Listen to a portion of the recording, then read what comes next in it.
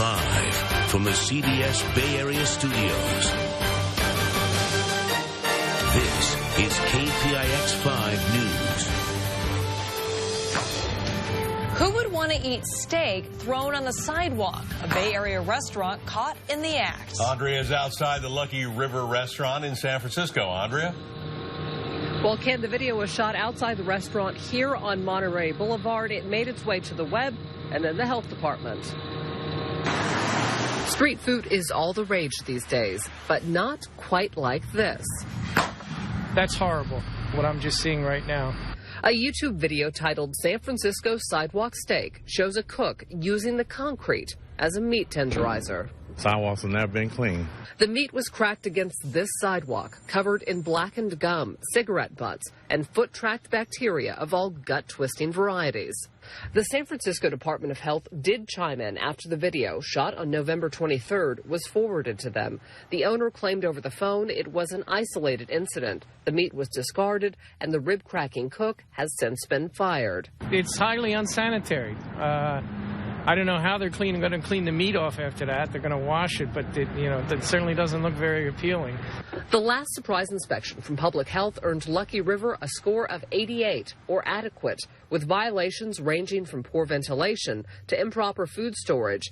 Yelp reviewers were less generous, with one mentioning there was a boiled caterpillar in the greens. Yep, they boiled a caterpillar. Extra protein, I guess. You gonna eat there again? I won't eat there again. I would not eat there at all. No word if this video will change their food handling grade.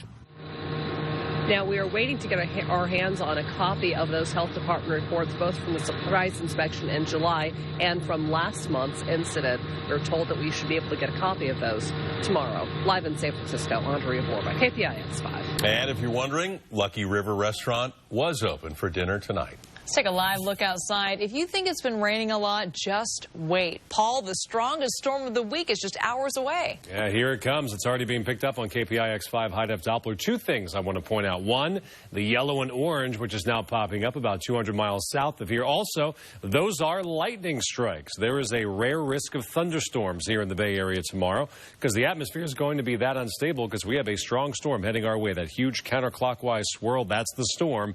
It is heading in our direction, and it will mean rainfall for the entire state of California. That is good news. Morning commute, the latest information suggests, is not going to be that wet. But look at what happens later in the day. That rain blossoms, and we will see rain heavy at times coming up late morning and early afternoon. So a little bit of rain for the morning commute. Roads will be slick. We'll have heavy rain at times during the day. Watch out also for gusty winds and the chance of isolated thunderstorms. It is just going to be stormy around here coming up over the next 24 hours. But the rain's not done then. Wait till you see how long the rain chance goes. That's coming up. All right, Paul, thanks. Well, this weekend storms left behind quite a mess. This is North Beach in San Francisco. City crews spent the day clearing trees that blew over, many of them ficus trees, and picking up branches from streets and sidewalks. Tonight, the battle between taxi drivers and ride-sharing companies like Lyft and Uber is heating up. Joe Vasquez shows us what cabbies are now doing to stick it to the competition. Joe? And Ken, these taxi drivers, they wear their hearts on their sleeves about this issue, and now they're sharing their feelings on the backs of their cars. You might have seen the bumper sticker on the back of a cab around the city. Don't get hammered. Take a taxi cab. And that's a reference to the hammer that an Uber driver had. Uber driver basically hit a passenger. Driver Dennis Ruku says his bumper sticker refers to the criminal case this past September when an Uber driver got upset with his passengers and ordered them out of his car. Police say the driver picked up a hammer and hit one of the passengers, Roberto Chicas, in the face, breaking his cheekbone. Everybody take a cab. It's safer. Most cab drivers know where they're going. Who made the bumper sticker? It's not exactly clear. The driver of this taxi told us they were handing them out last month at the protest at SFO. Taxis stopped traffic at the airport to demonstrate against rideshare companies. Another bumper sticker, this one made by Luxor Cab Company, says, "Didn't your mother tell you not to ride with strangers?" A reference to the fact that rideshare drivers don't have to do a background check like cabbies do. I think it's humorous. I wouldn't put it on my cab. Barry Korngold is with the San Francisco Taxi Workers Alliance. Cab drivers are coming up with all kinds of ways to help vent their frustration and show the public we're the only ones following the rules, and we're the ones who are getting the bad end of the stick. We reached out to Uber for a comment. So far, no response. Reporting live in San Francisco, Joe Vasquez, KPIX 5. The Muni Board meets tomorrow to talk about reducing fees for taxi drivers so they can better compete with Uber and Lyft. The DMV opened a new office on Center Road in South San Jose today. When we checked it out, nobody was there. It had now has 40 touchscreen exam terminals and 42 license processing stations. New DMVs are popping up across the state to handle all the extra applications when illegal immigrants are able to apply for driver's licenses starting in January. San Jose City Council will vote tomorrow whether to stop bikes on sidewalks. San Francisco and Oakland already banned bikes on the sidewalk, but not San Jose, at least not yet. If the council approves the ban, it would only affect downtown sidewalks.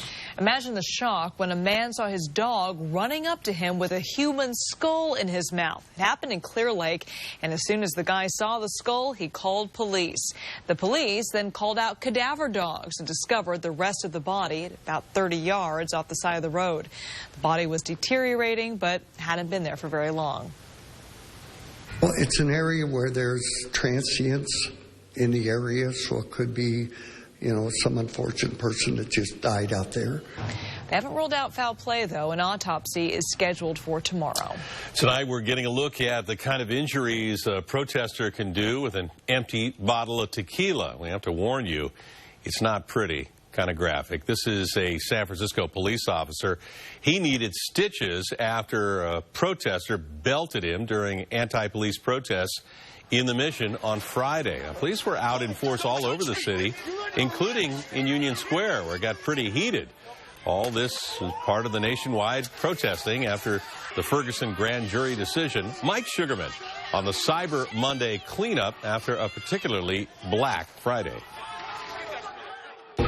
We facilitate sometimes for those looking in painstakingly, but like I said, since Monday, we didn't have any problems, and we had some very large demonstrations. The Mission today back to the way it was before last Friday's mayhem, when this happened. And this. Windows broken and damage done both here and at Union Square. More than a dozen arrested, at least 2 officers hurt. Police allowed protesters to march and close streets, which eventually led to destruction. The police should be monitoring this type of thing because, it's sort of reasonable to expect that something like this might happen. I think it's a delicate balance, right? Obviously, this is all about police going too far. So I think it could be a very sticky and delicate balance. That it is. It is something Police Chief Greg Sir knows all too well, handling that delicate balance, and he believes his officers handle it the best they could. But we don't want to be what generates the act. The chief said the officers stood their ground, and without their training, things could have been a lot worse. Mike Sugarman, KPIX 5. And take a look at this. Before yesterday's game against the Raiders, 5 St. Louis Rams football players raised their arms in a hands up, don't shoot gesture. The NFL, which fines players for offenses, said it would not punish these players. The league said that it understands the players' concerns. St. Louis Police Department, though, wants an apology. Tonight, the 49er fans are wondering how long will Coach Harbaugh be coach? Len Ramirez on what the coach had to say about his boss's tweet, or more accurately, what the coach didn't say. In his first public comments about Jed York's now infamous tweet, head coach Jim Harbaugh played it down. Nobody that's for us was happy about losing the game, losing a big game. We're still not happy about it. Then, when asked whether he had spoken to York since, he didn't say yes or no. That's not significant. What's significant is we move on without excuse, and get it right. It was just after the Niners' embarrassing Thanksgiving night loss to Seattle when York tweeted a thank you to the faithful, but wrote, quote, "This performance wasn't acceptable. I apologize for that." The tweet added fuel to the already rampant speculation about Harbaugh's future with the 49ers, even though many fans would hate to see him go. What he's done for the franchise and what he's done here in the short amount of time, he's definitely made a big difference. If he does leave, Oakland is now frequently mentioned as a possible new home for Harbaugh. He actually got his start with the Raiders as an assistant under Al Davis in 2002, and today had to stop from gushing about the experience. In so many areas, just had a profound, positive impact on my life. I could elaborate more, but we're competing against that team this week, and we got to prepare for that. In Santa Clara, Len Ramirez, KPIX5. The trade rumors may die down if the Niners make the playoffs and go in a postseason winning streak. An angry dictator, a Hollywood studio hacked. Sounds like the plot of a movie, but this is real. Why Sony is pointing the finger at North Korea tonight. And it's war over Frosty, a Bay Area Christmas tree lot. Had this snowman for years. So how come the city says Frosty has to go? Tonight, it's Dave to the rescue when Jim Carrey gets stuck. I just had to have what I saw in here. An Academy Award, sure. Yeah. Don't miss it tonight.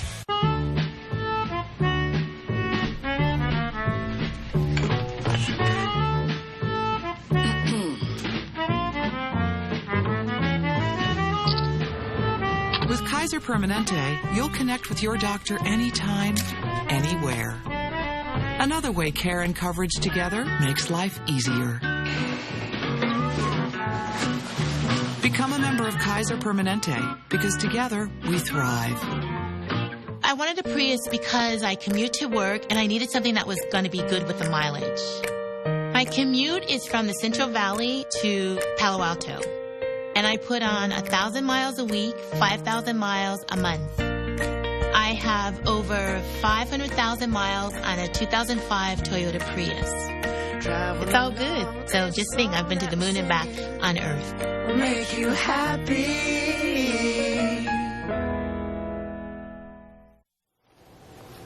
Well, Sony Pictures has been hacked, and whoever did it released several films online before they hit theaters.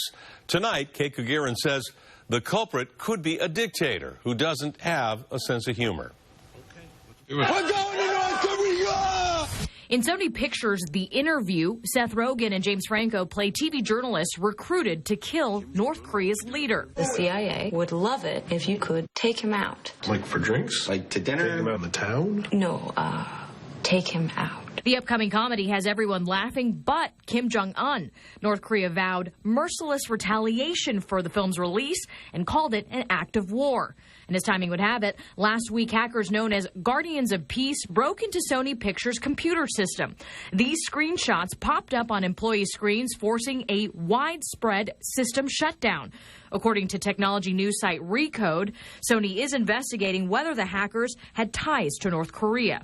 That's pretty scary to me, because if they can do that and because they get upset, just think what else that might do. It actually shows that what this country is capable of. It looks like this is going to continue to get bigger before it ends. And if I were Sony, I would be prepared, if they come out with the movie, The Interview on December 25th, to expect stronger attacks from North Korea through their operatives around the globe.